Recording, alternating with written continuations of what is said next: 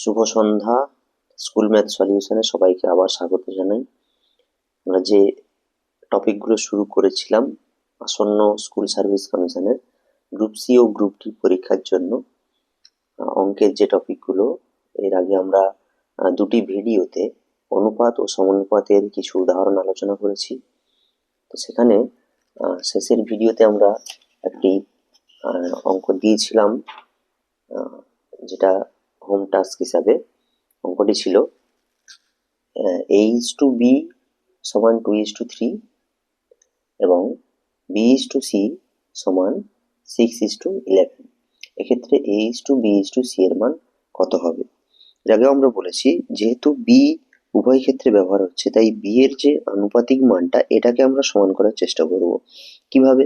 এখানে রয়েছে 3, এখানে রয়েছে 6, অর্থাৎ 3 আর 6 এর লসাগু কত সেটা নির্ণয় করতে হবে। 3 আর 6 এর লসাগু আমরা জানি 6, তাই এখানে 6 হয়ে আছে, এই 3কে আমাকে 6 করতে হবে। অর্থাৎ যদি আমি 3 এর সঙ্গে 2 গুণ করি তাহলে 6 হয়ে যাবে। অনুপাতের একটি অংশে যত গুণ করব অপর অংশে ঠিক ততই গুণ করতে হবে। 3 2 6, এটা হয়ে যাবে 2 2 4, অর্থাৎ 4:6। সুতরাং এই 6 বি উভয় ক্ষেত্রে সমান হয়ে যাচ্ছে, অতএব A:B:C এর মান হবে 4:6:11। এটাই হচ্ছে আমাদের অ্যান্সার। তো আজকে নতুন একটি অধ্যায় শুরু করছি, যার নাম গড় বা এভারেজ। গড় মান নির্ণয় করা বা এভারেজ নির্ণয় করা আমরা প্রায় প্রত্যেকেই জানি। যতগুলি সংখ্যা দেওয়া থাকবে তাদের সমষ্টিকে তত সংখ্যা দিয়ে ভাগ করতে হবে। অর্থাৎ যদি 5টি সংখ্যা দেওয়া থাকে, 5টি সংখ্যার সমষ্টি ভাজিত 5, এইভাবে আমরা গড় নির্ণয় করি।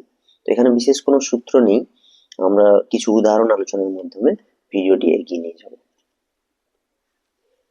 প্রথমে যে প্রশ্নটি রয়েছে, দেখছি একটি শ্রেণীর 30 জন ছাত্রের মধ্যে 20 জন ছাত্রের বয়সের গড় 11.2 এবং পরের 10 জন ছাত্রের গড় বয়স 12.7।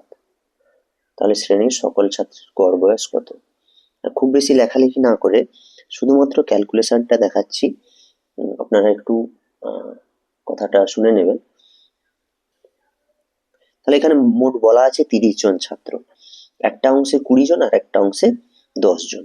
এই যে প্রথম 20 জন, তাদের বয়সের গড় 11.2, অর্থাৎ গড় মানকে যদি আমি সংখ্যা দিয়ে গুণ করি তাহলে পাবো সমষ্টি। অর্থাৎ প্রথম 20 জনের মোট বয়স এখানে আমরা পেয়ে যাব, যদি গুণ করি গুণফল হবে 224। এবং পরের যে অংশটা 10 জন ছাত্র, তাদের গড় বয়স বলা রয়েছে 12.7, অর্থাৎ এই 10 জন ছাত্রের মোট বয়স হবে 10 গুণিতক 12.7, অর্থাৎ 127 বছর। তাহলে এখানে 20 জন ছাত্রের মোট বয়স রয়েছে, এখানে 127 জন ছাত্রের মোট বয়স রয়েছে, তাহলে 10 জন ছাত্রের মোট বয়স রয়েছে। তাহলে এই 20 যুক্ত 30, এই 30 জন ছাত্রের মোট বয়স হবে 224 যুক্ত 127। 7 4 11, 1 2 2 4 1 5, অর্থাৎ 451 বছর। 30 জনের মোট বয়স হবে 451 বছর। তাহলে 30 জন ছাত্রের গড় বয়স কত হবে? 30 জন ছাত্রের গড় বয়স হবে 451/30। এখানে যোগফলটি 351 হবে, 351/30, অর্থাৎ 351/30 মানে 3 গুণিতক 10। আমরা যদি এটা 3 দিয়ে কাটাকাটি করি, 3 একে 3, আবার 3 একে 3, 2 গেল, 3 সাথে 21, অর্থাৎ 117/10 সমান হবে 11.7 বছর। অর্থাৎ 30 জন ছাত্রের গড় বয়স হবে 11.7। পরের যে অঙ্কটি রয়েছে এটি একটু অন্যরকম। 11টি সংখ্যার গড় 10.9। যদি প্রথম 6টি সংখ্যার গড় 10.5 হয় এবং শেষ 6টি সংখ্যার গড় 11.4 হয়, তবে ষষ্ঠ সংখ্যাটি কত? এখানে বলা রয়েছে 11টি সংখ্যার গড়, কিন্তু দুবার 6টি করে নেওয়া হয়েছে, তাহলে সেক্ষেত্রে 12টি সংখ্যা হয়ে যাচ্ছে। এমনটি ভাবার কোনো দরকার নেই। আমরা যদি এখানে 1 2, 3, 4, এইভাবে 11টি সংখ্যা রয়েছে ধরে নিই। তাহলে প্রথম 6টি অর্থাৎ 1, 2, 3, 4, 5, 6 এই প্রথম 6টি সংখ্যার গড় হবে 10.5 এবং শেষ 6টি অর্থাৎ এই পর্যন্ত এর গড় হবে 11.4। তাহলে এক্ষেত্রে এই যে ষষ্ঠ সংখ্যাটি এটি দুবার ব্যবহার করা হচ্ছে, তাহলে এদিকে একবার ওইদিকে একবার। তাহলে এটা কিভাবে করব? প্রথম যে 6টি রয়েছে এই 6টি সংখ্যার সমষ্টিগত বের করব, অর্থাৎ প্রথম 6টি সংখ্যার সমষ্টি হবে 10.5 গুণিতক 6, গুণফল হবে 63.0 অর্থাৎ 63। শেষ 6টি সংখ্যার সমষ্টি কি হবে? গড় ছিল 11.4 গুণিতক 6 অর্থাৎ এখানে গুণফল হবে 68.4। তাহলে এক্ষেত্রে আমরা 12টি সংখ্যা পাচ্ছি। তাহলে 12টি সংখ্যার সমষ্টি কত হচ্ছে? 131.4, কিন্তু প্রকৃতপক্ষে রয়েছে 11টি সংখ্যা। তাহলে 12টি সংখ্যা হওয়ার কারণ এই 6 নম্বর সংখ্যাটি অর্থাৎ ষষ্ঠ সংখ্যাটিকে দুবার ধরা হয়েছে। এরপর আমরা যেটা করব, যেহেতু প্রথমে বলা রয়েছে 11টি সংখ্যার গড় 10.9 অর্থাৎ আমরা এখানে 11টি সংখ্যার সমষ্টি কত সেটা নির্ণয় করব। 11টি সংখ্যার সমষ্টি সমান 10.9 গুণিতক 11, ক্ষেত্রে গুণফল হবে 119.9। অর্থাৎ এখানে রয়েছে 11টি সংখ্যার সমষ্টি, এখানে রয়েছে 12টি সংখ্যা।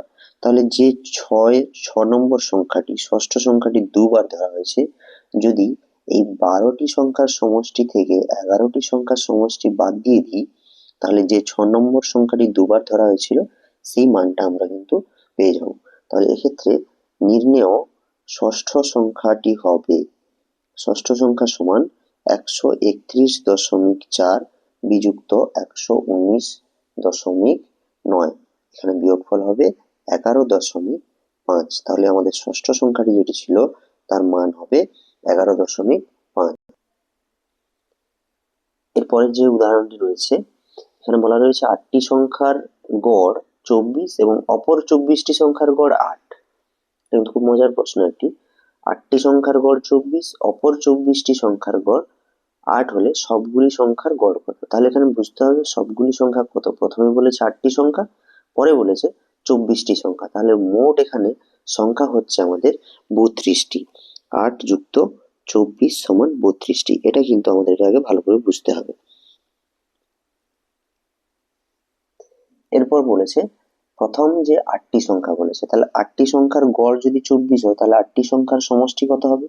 8 গুণিতক 24 সমান, তাহলে 8টি সংখ্যার সমষ্টি হবে 192। এরপরে যে বলা রয়েছে পরবর্তী 24টি সংখ্যা, তাহলে 24টি সংখ্যা এবং তাদের গড় 8, তাহলে 24 গুণিতক 8, এক্ষেত্রেও গুণফল হবে 192। তাহলে এখানে 8টি সংখ্যা, এখানে 24টি সংখ্যা, তাহলে 32টি সংখ্যার সমষ্টি কত হবে? 384। 384 হবে 32টি সংখ্যার সমষ্টি। তাহলে আমাদের কাছে আছে 32টি সংখ্যা এবং তাদের সমষ্টি। তাহলে এই 32টি সংখ্যার গড় কত হবে? না 32টি সংখ্যার সমষ্টি ভাজিত 32, মানে কেটে যাবে, হবে 12, অর্থাৎ সবগুলি সংখ্যার গড় হবে 12। আমরা খুব বেশি কথাগুলো লিখছি না, তবে ক্যালকুলেশনটা দেখে নিজে অভ্যাস করলেই কিন্তু অঙ্কগুলো খুব সহজেই করা যাবে। প্রয়োজনে আপনারা শুনে লিখেও প্র্যাকটিস করতে পারেন।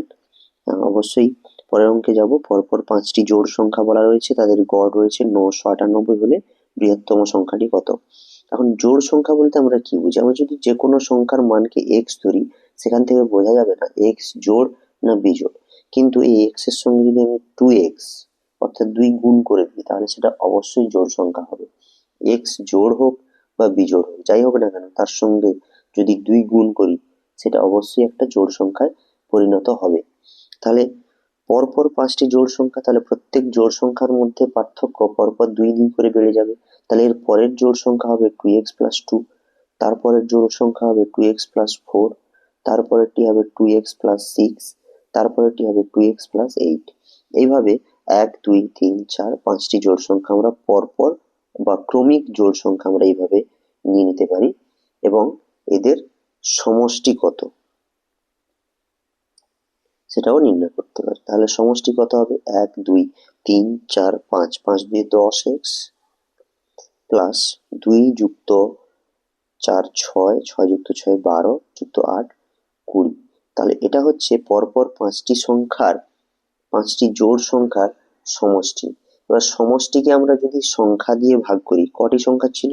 5টি সংখ্যা ছিল। তাহলে এই সমষ্টিকে যদি আমি 5 দিয়ে ভাগ করি, তাহলে অবশ্যই এই 5টি সংখ্যার গড় মান আমরা পেয়ে যাব। তাহলে এই 5টি সংখ্যার গড় মান কত হবে? এই 5টি সংখ্যার গড় মান হবে 10x + 20/5। অর্থাৎ যদি আমি ওপরে 10 কমন নিয়ে নিই, তাহলে x + 2/5, 5 2 10, অর্থাৎ 2 × x + 2। এটা আমার গড় মান। আবার প্রশ্নে বলে দেওয়া আছে গড় মান 998। তাহলে আমরা লিখতে পারি শর্তানুসারে 2 × x + 2 = 998, বা x + 2 = 998/2। 2 4 8, 2 9 18, 2 9 18, বা x = 499-2, বা x = 497। তাহলে এক্ষেত্রে আমরা x এর মান পেয়ে যাচ্ছি 497। আমাদের কাছে প্রশ্ন ছিল বৃহত্তম সংখ্যাটি কত? এক্ষেত্রে আমরা পাচ্ছি শেষ সংখ্যা যেটা, সেটাই বৃহত্তম সংখ্যা 2x + 8, অর্থাৎ 2 × x এর মান 497 যুক্ত 8, 2 7 14, হাতে 1, 2 9 18, একে 19, হাতে 1, 2 4 8, একে 9, যুক্ত 8, অর্থাৎ এক্ষেত্রে হবে 1002, অর্থাৎ বৃহত্তম সংখ্যাটি হবে 1002। পরের যে অঙ্কটি রয়েছে, বলা আছে a ও b এর বয়সের গড় 9 বছর 4 মাস, b ও c এর বয়সের গড় 4 বছর 8 মাস। a ও c এর বয়সের পার্থক্য কত? তাহলে a ও b এর বয়সের গড় দেওয়া আছে, সেখান থেকে a ও b এর বয়সের সমষ্টি আমরা বের করতে পারি। a ও b দুজন, তাহলে a + b, এদের বয়সের সমষ্টি কত হবে?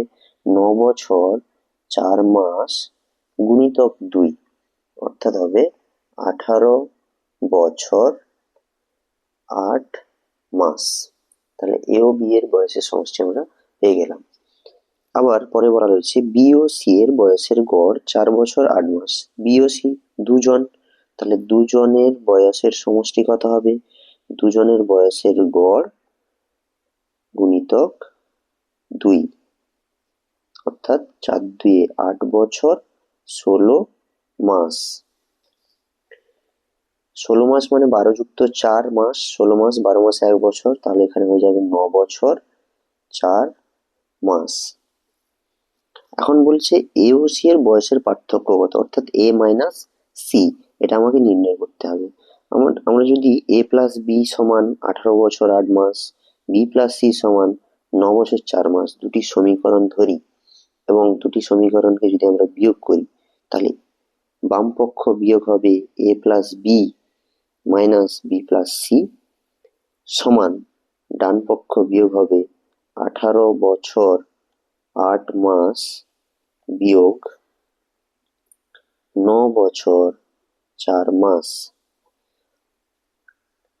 বাম দিকে হবে a + b - b - c, এখানে ব্র্যাকেট ওঠার পর মাইনাসে প্লাসে মাইনাস। এখানে যদি বিয়োগ করি তাহলে হবে 9 বছর 4 মাস। 8 মাস থেকে 4 মাস বাদ দিলাম 4 মাস, এবং 18 বছর থেকে 9 বছর বাদ দিলাম 9 বছর, প্লাস b মাইনাস b কেটে যাবে, থাকবে a - c = 9 বছর 4 মাস। এই হলো আমাদের উত্তর। একই রকম ভাবে আরো অঙ্ক আসতে পারে, যেমন একটি উদাহরণ দিচ্ছি, অবশ্যই কিন্তু উত্তরটা সবাই কমেন্টে লিখে জানাবে। অঙ্কটা হচ্ছে পিতা ও পুত্রের গড় বয়স 25, অর্থাৎ পিতা ও পুত্রের বয়সের সমষ্টি বের করতে পারবো ওখান থেকে। পিতা ও মাতার গড় বয়স 38, তাহলে পিতা ও মাতা তাদের মোট বয়স পেয়ে যাব। এক্ষেত্রে মাতা ও পুত্রের বয়সের পার্থক্য কত। একই রকম ভাবে যে অঙ্কটা করলাম, একটা সমীকরণ থেকে আরেকটা সমীকরণের বাম পক্ষ ডান পক্ষ যদি আলাদাভাবে বিয়োগ করি, তাহলে কিন্তু এখানে আমরা মাতা ও পুত্রের বয়সের পার্থক্যটা নির্ণয় করতে পারবো। আশা করব সবাই এটি করে কমেন্ট বক্সে উত্তরটি লিখে জানাবে। এরপরের যে উদাহরণটি রয়েছে খুবই কমন আসে অনেক পরীক্ষাতে, যে কোনো কম্পিটিটিভ পরীক্ষার জন্য এটা খুবই গুরুত্বপূর্ণ একটি অঙ্ক। এই ধরনের অঙ্কটা আসে, একজন ব্যাটসম্যান দশম ইনিংসে 100 রান করায় তার গড় রান পূর্বের 9টি ইনিংস অপেক্ষা 8 রান বৃদ্ধি পায়, তাহলে দশম ইনিংসের পর গড় রান কত ছিল। অর্থাৎ সে যখন এর আগে 9টি ইনিংস খেলেছে তার একটা গড় মান ছিল, কিন্তু যেই 10 নম্বর ইনিংসটা সে খেললো এবং সেখানে সে 100 রান করলো, তখনই এই যে আগের গড় রান ছিল, অর্থাৎ 10 ইনিংসের যে গড় রানটা আগের থেকে 8 বেড়ে গেল।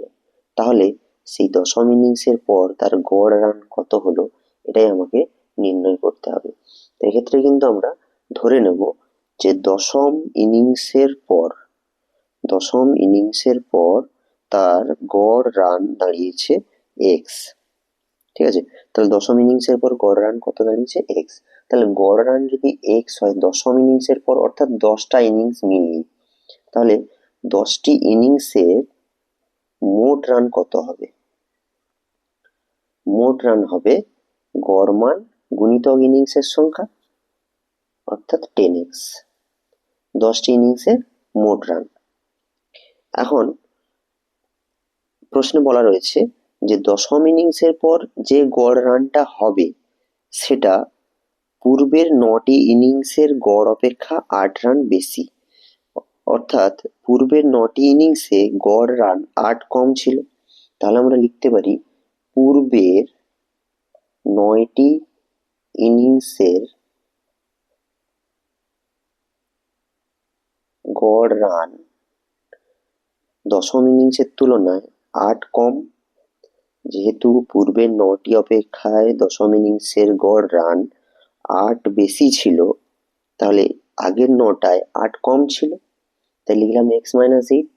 তাই 9টি ইনিংসের মোট রান হবে x-8 into 9, অর্থাৎ 9x minus 72 রান।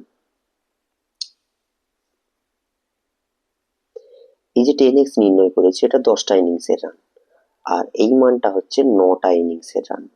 তাহলে 10টা ইনিংসের মোট রান থেকে যদি আমরা আগের 9টা ইনিংসের মোট রান বাদ দিয়ে দিই, যে বিয়োগফলটা দাঁড়াবে সেটা তার দশম ইনিংসের রান হবে। অর্থাৎ আগের মোট 10টা ইনিংসের রান থেকে আগের 9টা ইনিংসের মোট রান যদি আমি বিয়োগ করি, তাহলে সেটা থাকবে দশম ইনিংসের মোট রান সংখ্যা, যেটা প্রশ্নে বলা আছে 100, কারণ ওই ক্রিকেটার দশম ইনিংসে 100 রান করেছে। এখান থেকে আমরা x এর মানটা নির্ণয় করব। 10x minus 9x মাইনাসে মাইনাসে প্লাস 72 সমান 100, বা 10x minus 9x সমান x 172 মাইনাস বা x সমান 28, অর্থাৎ যেটা x ধরেছিলাম দশম ইনিংসের পর রানের গড়, তাহলে দশম ইনিংসের পর তার রানের গড় দাঁড়িয়েছে 28।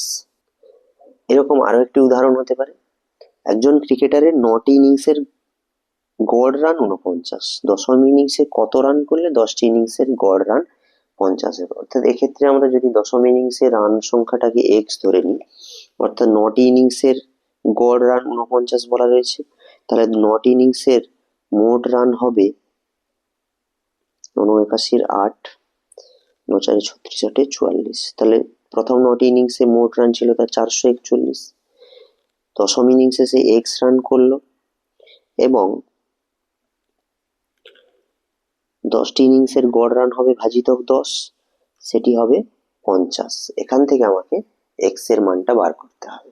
খুব সহজ, তাহলে 441 যুক্ত এক্স সমান 50 গুণিতক 10 500, বা এক্স সমান 500 বিযুক্ত 441 হবে 59। অর্থাৎ দশম ইনিংসে তাকে 59 রান করতে হবে, তবেই সে তার 10টি ইনিংসের পর গড় রান 49 থেকে 50-এ পরিণত হবে। এছাড়াও এই গড় বা এভারেজ অধ্যায়ে অনেক উদাহরণ রয়েছে। তার মধ্যে যে ধরনের অঙ্কগুলো সমস্ত রকম পরীক্ষায় প্রায়ই আসার সম্ভাবনা থাকে, সেরকম কয়েকটি উদাহরণ আলোচনা করলাম।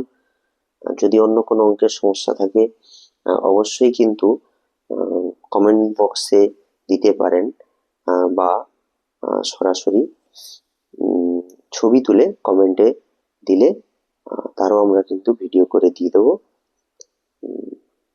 সবাইকে আবার ধন্যবাদ। অবশ্যই চ্যানেলটি সাবস্ক্রাইব করুন। বুঝতে কিছু সমস্যা হচ্ছে কিনা কমেন্ট বক্সে অবশ্যই লিখুন।